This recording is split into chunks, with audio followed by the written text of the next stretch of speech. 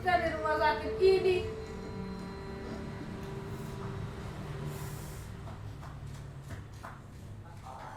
Apa kau? Namaku Monang. Kau cukup panggil aku Opung saja. Jangan kau panggil Monang, itu nama KTP. Aku bisa kuala sama leluhurku jika kau tambahkan nama itu. Kau tanya apa tadi? Oh, begini kronologisnya. Jadi aku tidur lebih cepat dari biasanya. Agak kurang nyenyak memang. Perutku sudah agak melilin sebenarnya. Itu biasanya karena aku sulit beol. Ai mataku seperti mau copot. Bergenjak-genjang sana roda kereta yang mau copot dari relnya. Dan palaku seperti dipukul palu godam. Sakit dan berat. Tak hanya itu, leherku kaku seperti besi baja. Aku jadi heran. Ini penyakit apa rupanya? Datang tak kuundang, kutendang pun tak mau pergi dia.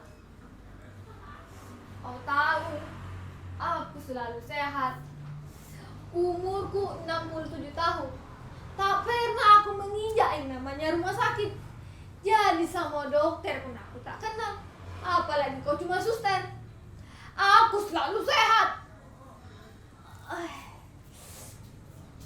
Aduh, setiap harinya aku selalu bersepeda.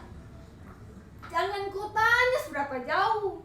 Pokoknya dari pagi buta sampai sore buta pula. Kau hitunglah itu berapa jauh. Aku mana sempat lah. Perutku seperti ditusuk-tusuk jeruji besi. Dan mataku berkenyut-kenyut seperti mau copot. Ngomong-ngomong ini dokter kemana? Dokter! Suster! Dok! Suster! Dok! Suster! Dokter! Di mana dokter ini? Suster! Dokter! Di mana mereka rupanya? Dok! Suster! Dokter! Tak ada orang pun. Mana mereka? Dokter! Suster! Di mana dokter rumah sakit ini?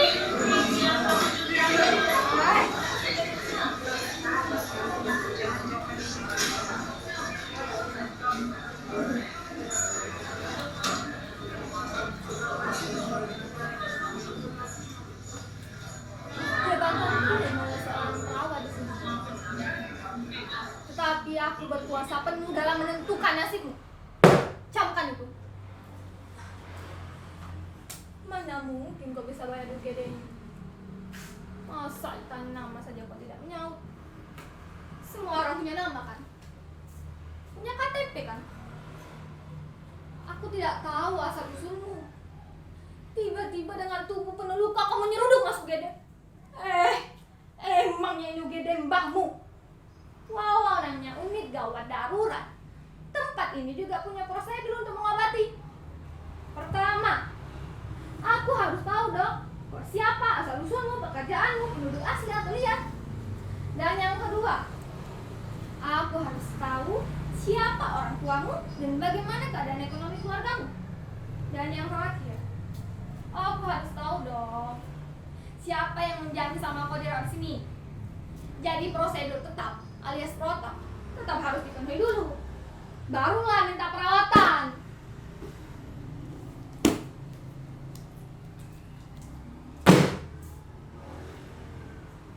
Soal menolong orang itu soal lain. Rumah sakit ini bukan lembaga sosial. Jelas dalam akte pendiriannya sebagai lembaga bisnis. Siapa bilang tidak boleh cari untung dari rumah sakit? Asal tidak mendoakan orang sakit, kan tetap halal dong. Salah sendiri kok sakit. Meski aku bukan pemilik di rumah sakit ini, tetapi aku diberi wewenang untuk menyeleksi mana pasien yang bisa dirawat dan mana yang tidak. Sampai dokter-dokternya pun aku yang menyeleksi. Kalau ada dokter yang sok sosial gitu, aku tidak akan terima. Itu pemborosan anggaran. Kau pikir mengapa rumah sakit bisa bertahan sampai ratusan tahun? Jelas karena pasiennya membayar cukup atas pengobatannya. Baik, sekarang aku tanya sekali lagi. Sebelum kupanggil dokter, kira-kira siapa yang menjamin sama kau dirawat sini? Coba lihat bentuk kepalamu. Penyok itu tanda klinis kau mengalami benturan keras. Benturan keras itu berarti kau tidak bisa lagi bekerja secara waras. Jelas itu butuh perawatan yang mahal dan berbulan-bulan. Apa kau siap menanggungnya? Kalau kamu siap, aku akan beberkan tahapan medisnya. Pertama, kamu harus menjalani tindakan MRI alias Magnetic Resonance Imaging, sebuah tindakan radiografi untuk mengetahui pembuluh darah dan cari-cari kepalamu itu. Itu saja biayanya sudah mencapai 5 juta. Aku sanggup menanggungnya. Itu baru kepala. Kalau aku lihat dari bentuk kakimu juga mengalami patah. Nah, itu juga perlu tindakan MRI atau setidaknya ronsen. Nah, ronsen itu sudah termasuk tindakan medis. Jadi kalau dikenakan biaya 2 juta. Untuk kepala dan kaki saja biayanya sudah mencapai 7 juta. Apa kau sanggup nanggungnya? Dasar kira. Tunggu. Biaya tadi belum termasuk tindakan medis lainnya loh.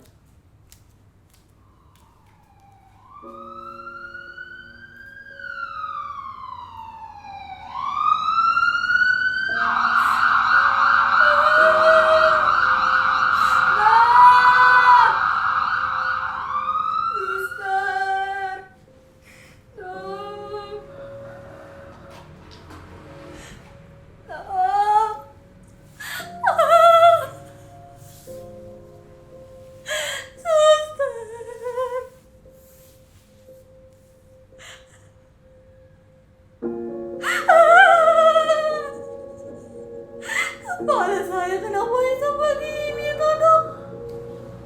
Kata perawat tadi penyok-penyok. Apa iya sih? Saya cuma gelandangan yang iseng cari makan di pinggiran kereta, lalu ketabrak. Sebagai orang kecil, saya tidak mengerti mengapa kereta terus melaju telah menabrak kiri seperti saya. Sampai yang tahu kereta dulu menjadi musuh orang kecil.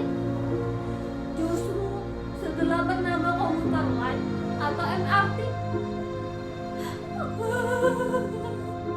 Rasanya waktu bernama KRL saya bebas saja naik ke atas kereta. Tidak perlu bayar, tinggal kuat-kuat jantung kan. Kalau lebih kuat bisa langsung naik ke atas kereta. Di situ lebih aman dari desak-desakan es copet. Dulu saya datang ke sayur dari Rangkas ke Tanah Abang. Jadi untuk dagangnya masih full. Udah perlu dipotong tiket kereta. Nah sekarang kereta cuma buat orang-orang gedean. Itulah awalnya saya jadi kere. Nggak mungkin tuh dagang sayur dari Rangkas ke Tanah Abang. Ongkosnya saja udah berapa? Mahal sih. Ya saya terpaksa kerja serabutan. Paling enggak jadi kuli angkut, lumayan buat anak istri di rumah.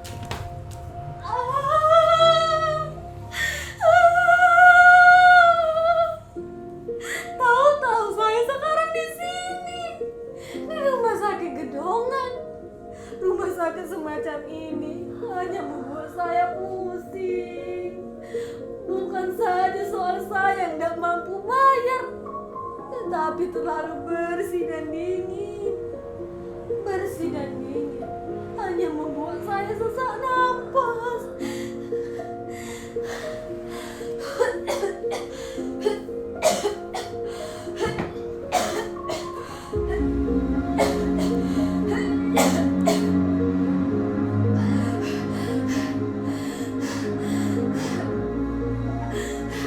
Saya memang kere, tapi saya juga berhak atas kesembuhan. Saya tahu yang jadi dokter pasti orang-orang gedean. Saya sampai 7 turunan dan mungkin bisa jadi dokter. Saya pasti tidak bisa bayar pengobatan di sini, sus. Saya di sini karena nasib. Apa dokter akan membiarkan anak Tuhan ini mati menderita? Tidak, kasih sedikit rasa kasih terhadap Keri seperti saya. Keri juga berhak rasa kasih. Kalau saya boleh memilih, saya lebih baik mati di gubuk sendiri daripada di UGD mewah ini. Mati di gubuk sendiri lebih tenang. Saya akan menerima rasa kasih yang hangat dari orang-orang terdekat. Mati di sini, saya akan mati kesepian dan kedinginan. Dok, jangan biar saya kesepian, dok.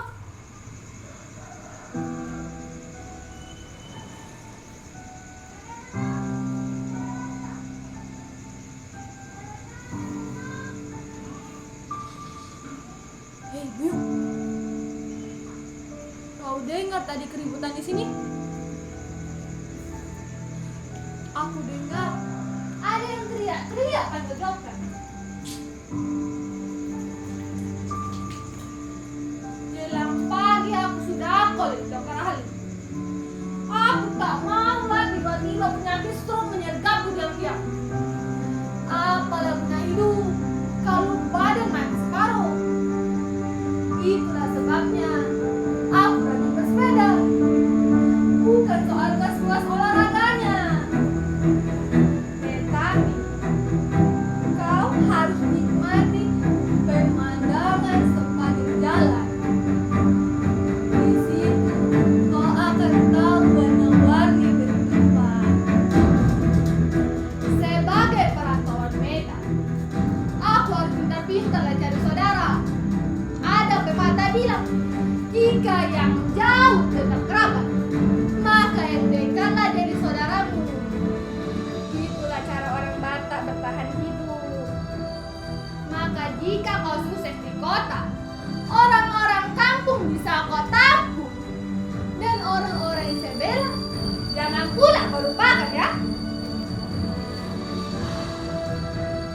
Kau dengar tadi keluhan pasien sebelahku? Suster, aku tak mau ya kau terlalu galak pada pasien miskin. Kemiskinan sudah membuatnya menderita. Jangan lo kau tambah dengan omelan itu. Aku dengar semua omelanmu tadi. Aku juga dengar pasien tadi ketakutan karena omelanmu. Rumah sakit ini buat siapa saja, terbuka. Kau setuju kan? Kalau kau ada setuju dan memang pasien harus bayar, itu bisa lah kau atur. Bisa kau terapkan subsidi silang yang kuat mensubsidi yang lemah. Selesai kemari kau. Aku memang tidak punya banyak uang, tetapi aku masih punya rasa kasihku terhadap orang terbuang seperti pasienmu hari ini. Jadi kau masukkan saja seluruh tagihannya terhadap tagihanku ya. Biar nanti anakku yang ngurus itu.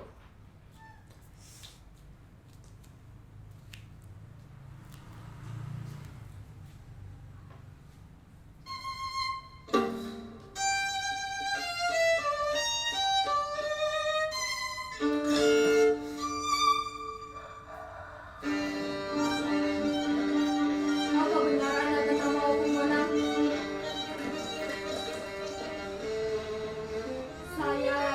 Jono, saya direktur rumah sakit ini hanya ingin memberi kabar.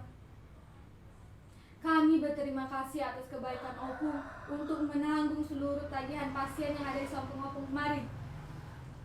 Tapi masalahnya, apa lagi? Sudah aku bilang, masukkan saja seluruh tagihannya terhadap tagihanku. Ini bukan soal mencari pahala loh Pak Direktur Raden. Tapi aku hanya ingin ia mendapatkan kesembuhan. Aku mengerti, pasti ada keluarga yang membutuhkannya. Aku datang dari Medan dengan dompet kosong. Jadi aku mengerti bagaimana hidup kekurangan. Oh ya, kau bilang itu pada sustermu ya?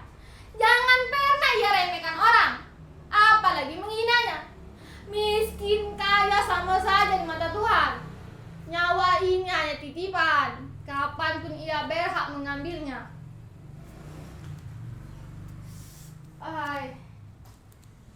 Sebagai suster di rumah sakit ternama, seharusnya ia bersikap baik dan memperlakukan seluruh pasiennya secara merata. Cukuplah. Aku tahu maksudmu Pak Direktur Raden.